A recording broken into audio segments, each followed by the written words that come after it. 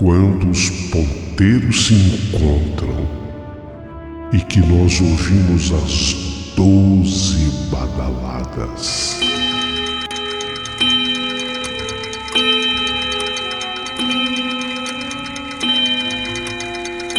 A hora que se anuncia é meia-noite. Uma hora em que tudo pode acontecer, inclusive nada. Mas hoje, muitos acontecimentos. Vamos à história de hoje.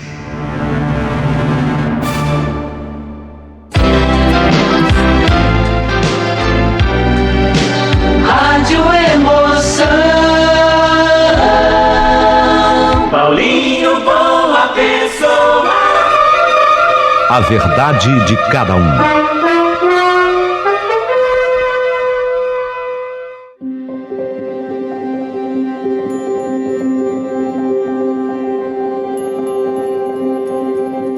Meu querido amigo Paulinho Boa Pessoa, eu estava treinada pelo estudo e preparo que eu tive para acreditar única e tão somente na ciência, 2 e 2 igual a 4.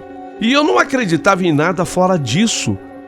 Fui médica de um curso muito rigoroso, uma universidade rigorosíssima. E depois eu tinha feito curso de especialização. Tudo para mim era ciência. Então, quando a vovó me contava aqueles casos a respeito do extra, aquilo que acontecia do outro lado do mistério, aquilo tudo para mim era história da carochinha. Eu já não acreditava em nada daquilo. Eu era ciência exata, pura. Mas tudo vai mudar a partir daquele plantão num dos melhores hospitais desse país.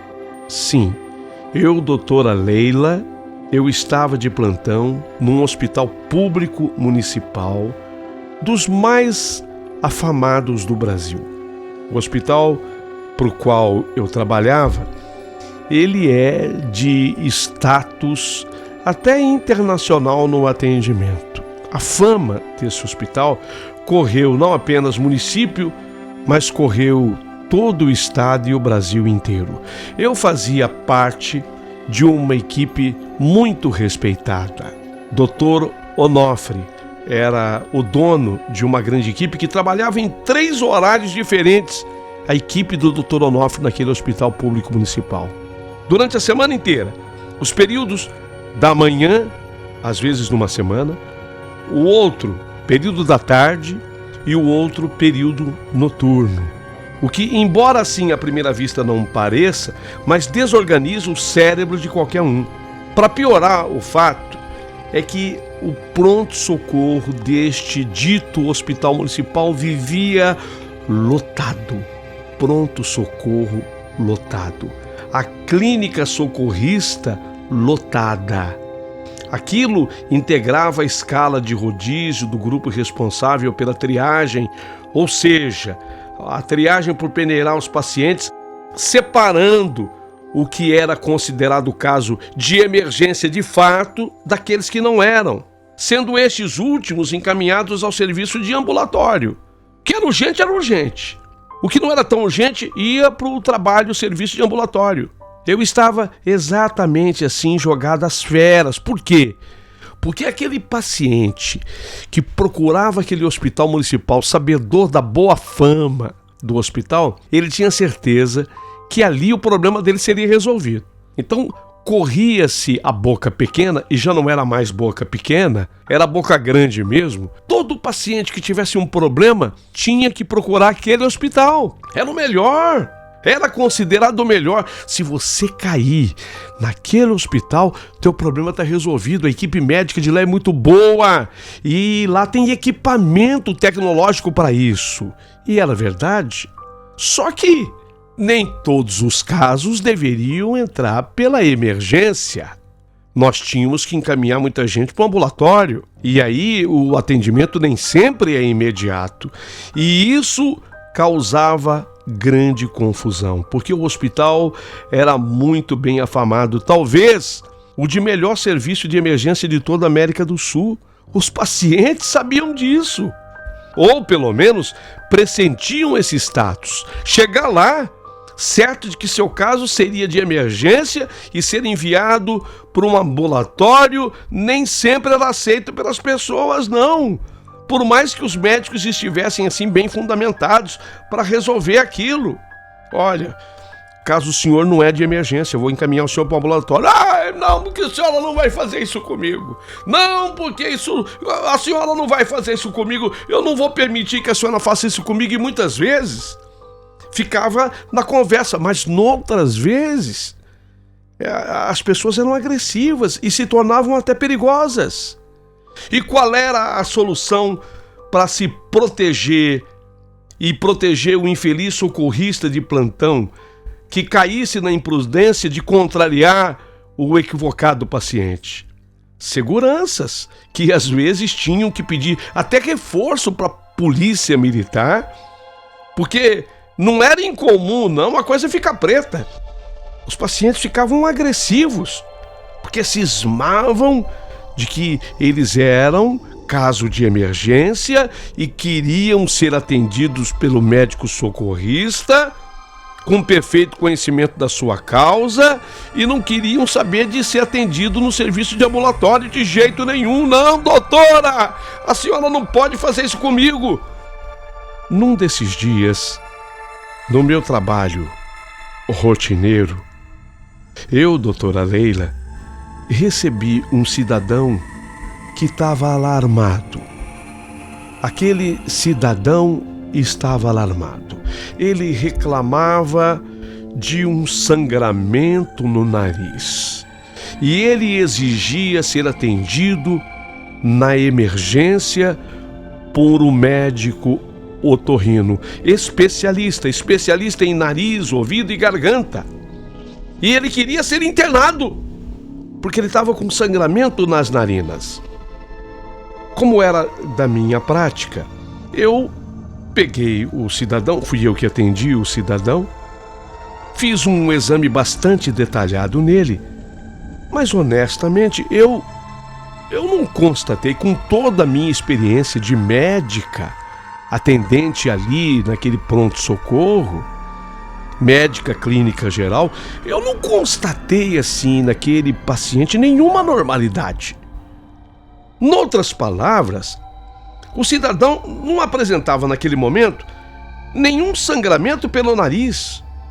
Não, nenhum. Aparentemente, tratava-se de uma doença de um nome complicado, mas de fácil solução. Epistaxe. Epistaxe. O nome é complicado, né? Epistaxe, ou seja, o que é uma epistaxe? É um sangramento nasal comum, nada grave. Em geral, a epistaxe, ela decorre da ruptura de pequenos capilares e que se origina, portanto, nas próprias fossas nasais. O sangramento de nariz normal chama-se epistaxe. E não é uma hemorragia nasal. Uma coisa é uma hemorragia nasal, a outra coisa é uma epistaxe. Epistaxe é muito comum. Não é uma hemorragia nasal, que é um sangramento que se exterioriza pelas narinas, independente da origem, da causa inicial, e é um sangramento que não para. Este sim, aí sim é grave. Então, quando eu vi que não era grave e o cidadão não estava tendo sangramento nenhum, o que eu fiz? Eu resolvi encaminhá-lo ao atendimento de ambulatório. Olha, eu vou mandar o senhor de maneira educada, objetiva sim, mas educada. Olha, eu vou mandar o senhor para o atendimento de ambulatório para averiguação. E conforme o caso do senhor, o senhor vai ser tratado lá. Ah, mas por quê? Por que eu falei isso para aquele cidadão? Ele ficou muito, mas muito contrariado. Não, a senhora não vai fazer isso comigo de jeito nenhum. A senhora não sabe a hora que eu cheguei aqui. Olha, eu vou dizer para a senhora uma coisa. Eu estou aqui desde 2 horas da manhã, doutora. Eu tô aqui desde 2 horas da manhã, eu tô esperando para ser atendido aqui. 3 horas, são 5 horas da manhã agora. A senhora não vai fazer isso comigo de jeito nenhum. Eu insisto, eu quero ser atendido aqui na emergência. A senhora não pode me tirar daqui. Agora que eu consegui chegar, doutora, por favor. Mas, meu senhor, calma. Sabe, eu sou calma. A doutora Leila, eu sou calma. Ele esbravejou e eu disse, mas meu senhor, eu acabei de examiná-lo e eu não vejo nenhum sangramento no seu nariz. Não é um caso para emergência. Fica tranquilo. Olha, doutora, me respondeu ele totalmente alterado. Olha, doutora, toda vez que eu vou evacuar, sabe? Toda vez que eu me sento no vaso para fazer o cocô, o número 2, e toda vez que eu me sento ali, que eu faço esforço, a minha narina esquerda, ela começa a sangrar, e começa a sangrar de uma maneira abundante, começa a sangrar muito. Toda vez que eu sento no vaso acontece isso comigo. Pelo amor de Deus, a senhora não vai fazer isso comigo, não. Mas nesse momento, meu senhor, escuta bem. Vou explicar com toda a calma para o senhor entender. Nesse momento, nenhuma das suas narinas está sangrando. Nem a direita e nem a esquerda. Quando foi que aconteceu o último sangramento? Quando foi? Pois a doutora, esse é o problema, doutora. A senhora não entendeu o que eu falei? Eu vou ter que explicar de novo. Olha, presta atenção. Eu só sangro pela narina esquerda. E somente quando eu me sento no vaso, e aí eu começo a fazer esforço, sabe? Eu começo a fazer esforço no vaso, e aí começa a sair sangue pela minha narina esquerda. E é um sangramento abundante, doutora. Sai muito sangue. E isso está se repetindo. Já tem um tempão que isso está acontecendo. Foi quando então, com toda a paciência ainda que eu podia reunir, eu perguntei para ele há quanto tempo que aquilo estava acontecendo. Eu que sei lá, doutora. Tá fazendo o quê? Uns 2, 3 meses, calculo eu. Desde que a minha mulher, sabe, doutora? Desde que a minha mulher, ela faleceu de câncer. E isso não tem me largado mais, doutora. Isso tem acontecido comigo. Foi desde a morte da minha mulher. Eu não sei o que está acontecendo comigo, doutora, mas toda vez que eu sento no vaso, que eu faço força, começa a sangrar a minha narina esquerda, desde que ela morreu, e eu não aguento mais. Já me disseram que isso é psicológico. A senhora não vem com essa conversa, por favor, tá? Já me disseram, mas eu não sou maluco, doutora. Eu não sou. Eu sei que eu preciso mesmo é de ter um bom atendimento médico, e melhor hospital do que esse aqui não existe, a senhora sabe. Não tem hospital melhor do que esse, nem médico melhor do que os que estão aqui, inclusive a senhora. Então eu preciso ser atendido na emergência. A senhora vai me encaminhar agora para um médico de nariz de plantão agora nesse hospital. Eu preciso. A senhora está entendendo do que eu preciso? É disso que eu preciso, doutora. É o que eu estou precisando.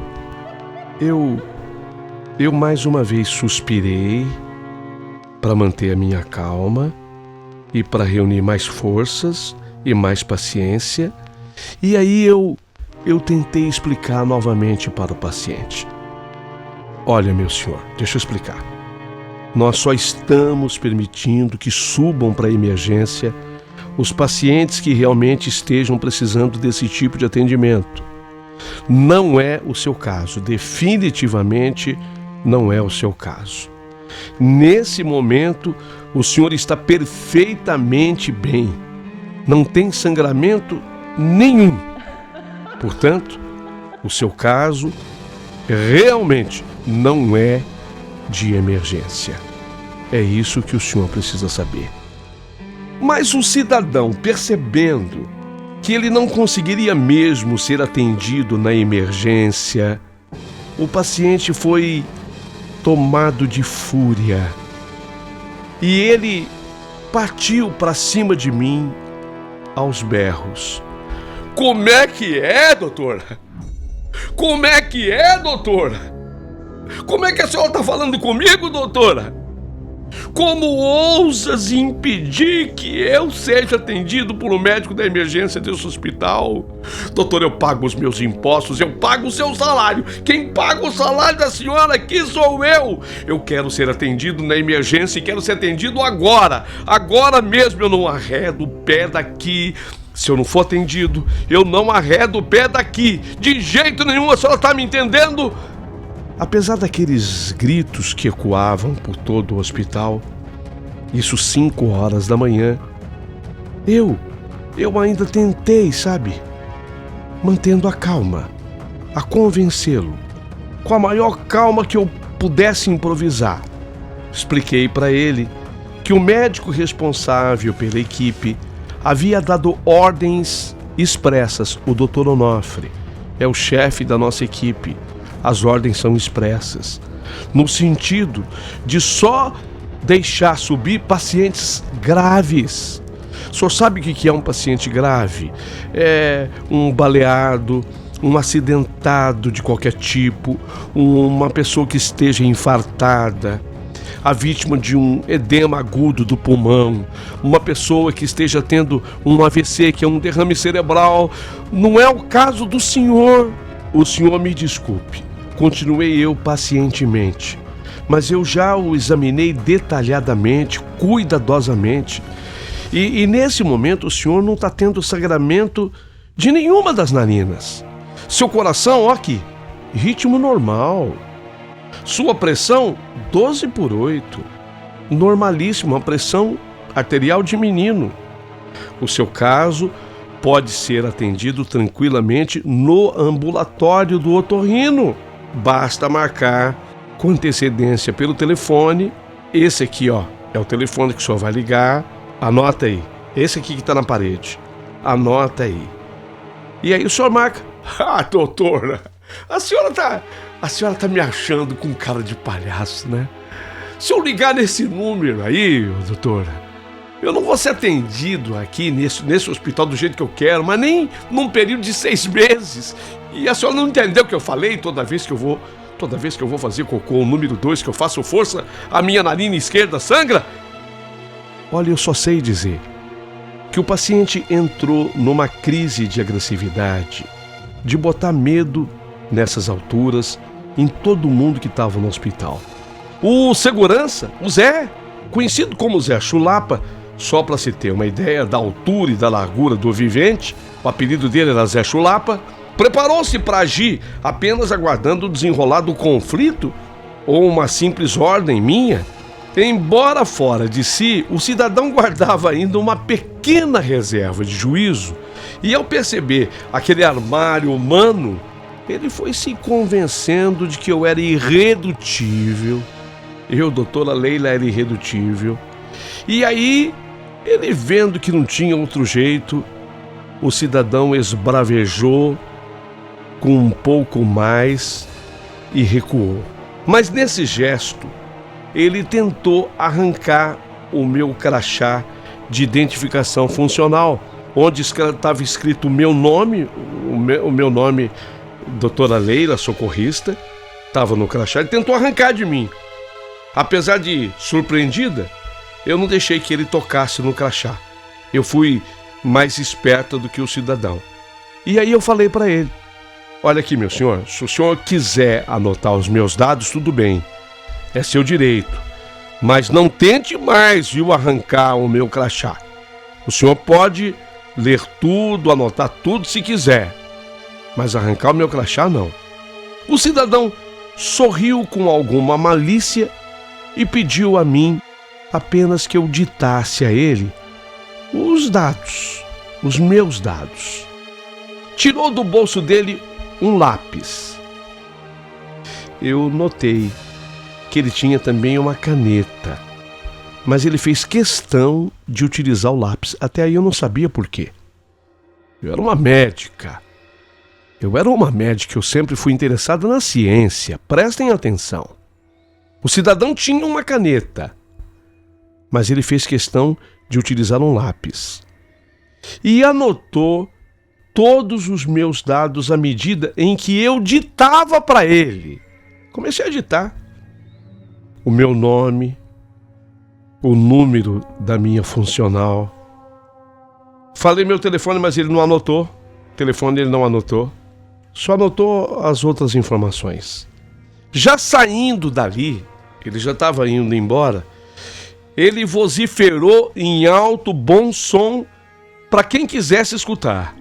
Da porta do consultório, ele ainda falou em alto e bom som. Escuta aqui, doutora. A senhora vai se arrepender, doutora. A senhora vai se arrepender. A senhora não sabe com quem a senhora está falando, tá? A senhora não sabe, a senhora não tem nem ideia com quem a senhora está falando. A senhora vai se arrepender de tudo que a senhora me fez hoje. Marca bem o que eu estou falando.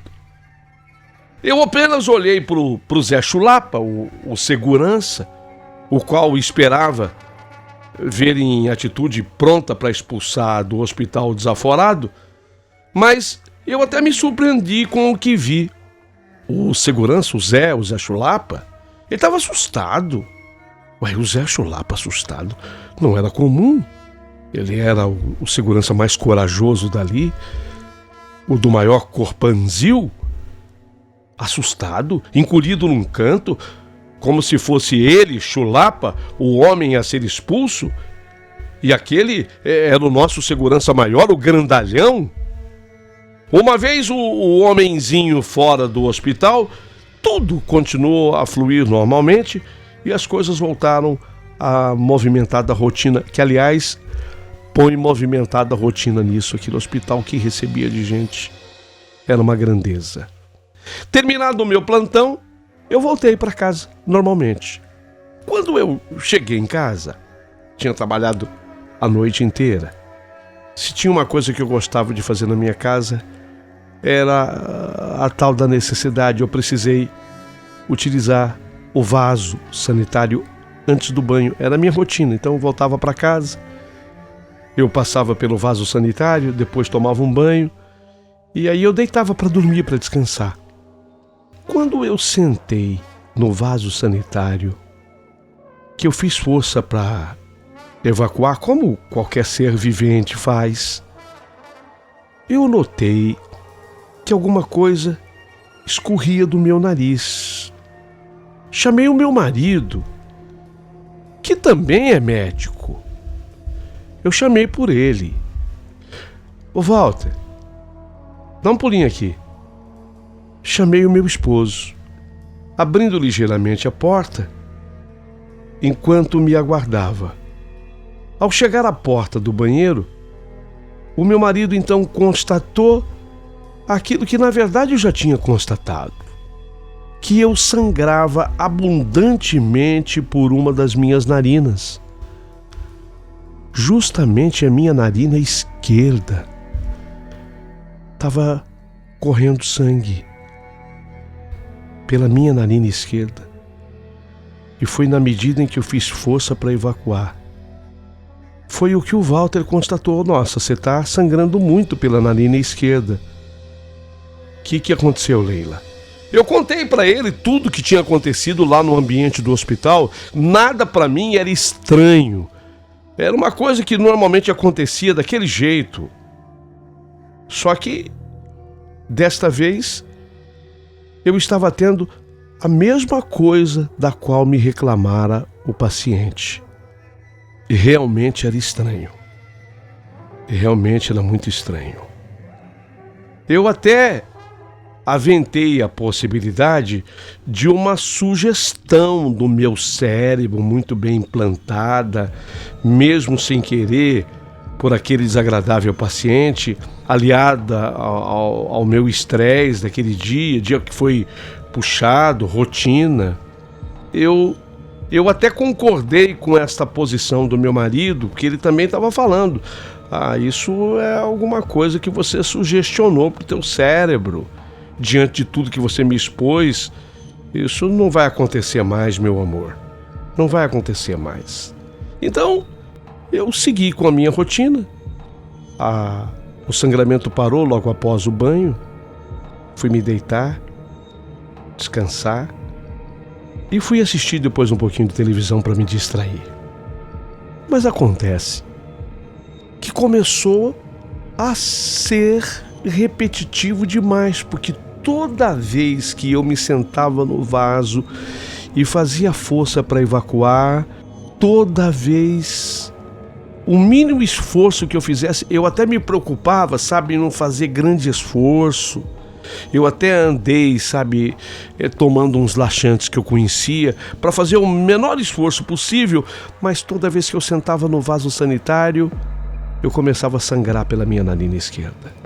Um dia, 2, 3 dias seguidos, 4, 5, 6, até que no 7º dia eu precisei usar o vaso lá no hospital mesmo, porque era raro de eu fazer, muito raro, já que eu tinha muito mais intimidade no banheiro da minha casa. Ao sair do banheiro e voltar para os meus afazeres, eu notei mais uma vez que sangrava de novo a minha narina esquerda. O segurança, o Zé Chulapa, que entrara na minha sala para falar qualquer coisa a respeito de algum outro paciente, ele viu que eu estava sangrando pela narina esquerda, e quando o Zé Chulapa viu aquilo, ele ficou apavorado. Como ele ficara apavorado no dia do incidente com o raivoso cidadão que sangrava pelo nariz. Como eu já conhecia o Zé Chulapa havia muitos anos, eu falei para ele: "Que foi, Zé? Você parece que está assustado? O que foi?" "A senhora está sangrando, né? Está sangrando pela narina esquerda da senhora, eu estou vendo. Um filetezinho de sangue." "Tô, Zé. O que tem? É algum capilar. Não é um sangramento tão importante. Não precisa ficar assim." "Pelo amor de Deus, doutora Leila. A senhora não podia ter ditado o seu nome e o seu número da funcional para aquele maluco que teve aqui, doutora Leila. Doutora, e muito menos deixar que ele anotasse tudo com lápis, doutora. Só não observou que ele não usou a caneta? Ele usou um lápis." Eu sabia que o Zé Chulapa, ele era metido nos candomblés, nas umbandas, nos catimbós da vida. E eu perguntei, agora também um pouco assustada, perguntei a ele o que aquilo significava para ele e a sua religiosidade. "A senhora não sabe, né, doutora? Mas eu vou contar para a senhora, porque médico normalmente não acredita nisso. Eu vou contar para a senhora. Presta atenção, doutora Leila. A senhora, ao ditar tudo para aquele cidadão é pai de santo de um terreiro. Eu fiquei sabendo depois. Ao ditar tudo para ele, a doutora, a senhora deu pela própria voz e pelo próprio alento um pouco da sua alma para ele dominar e ele utilizar contra a senhora, entendeu? E quando ele fez a anotação com lápis, ele usou a forma correta para se escrever um feitiço que não pode ser escrito com caneta, porque a tinta acaba cortando toda a energia, sabe? O lápis não. O grafite do lápis acaba fazendo que a energia seja ainda mais valorizada.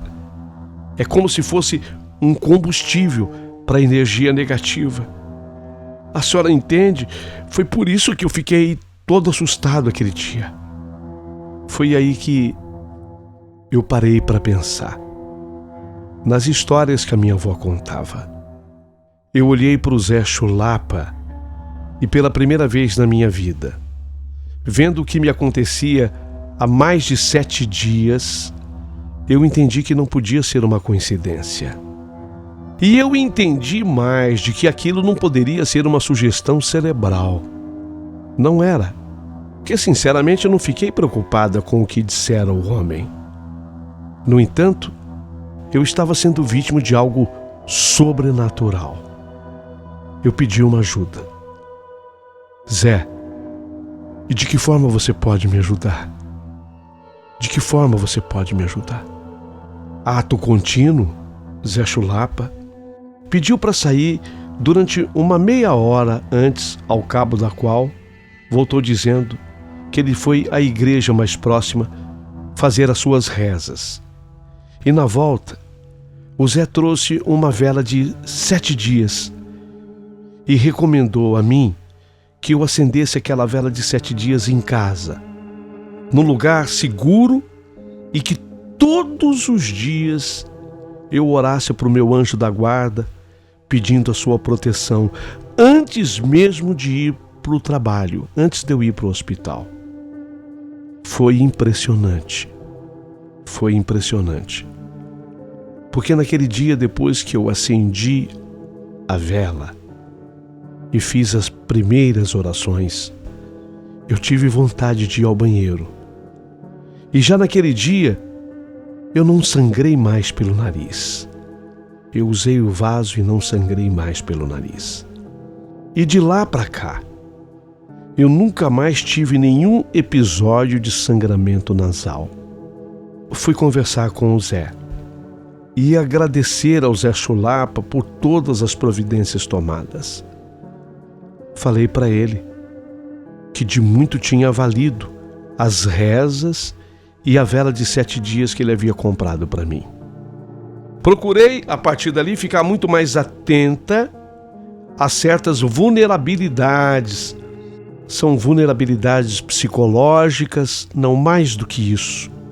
Vulnerabilidades espirituais que podem agir sobre nós por ação voluntária ou involuntária de um sugestionador, principalmente se estivermos esgotados do ponto de vista mental, o que pode nos fazer ainda mais vulneráveis.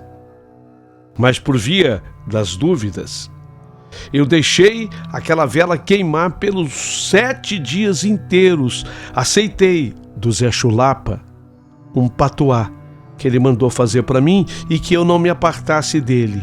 E eu nunca mais me apartei. Nunca mais eu saí de casa sem uma breve oração para o meu anjo da guarda. Lógico, continuo atendendo os meus pacientes e quando sinto que o caso não é de emergência, procuro encaminhá-los para o trabalho ambulatorial. É o que eu tenho feito. Mas quando eles batem o pé, eu acho melhor encaminhá-lo logo para a emergência, evitar confusões maiores. Mas, em verdade, essa história acabou me servindo como uma grande lição. Gostou? Se você gostou, manda o seu comentário a partir de agora. Aproveita, curta, dá o seu joinha na minha história. E se sobrar gentileza, manda um valeu demais pro Paulinho Boa Pessoa. Ele bem o merece.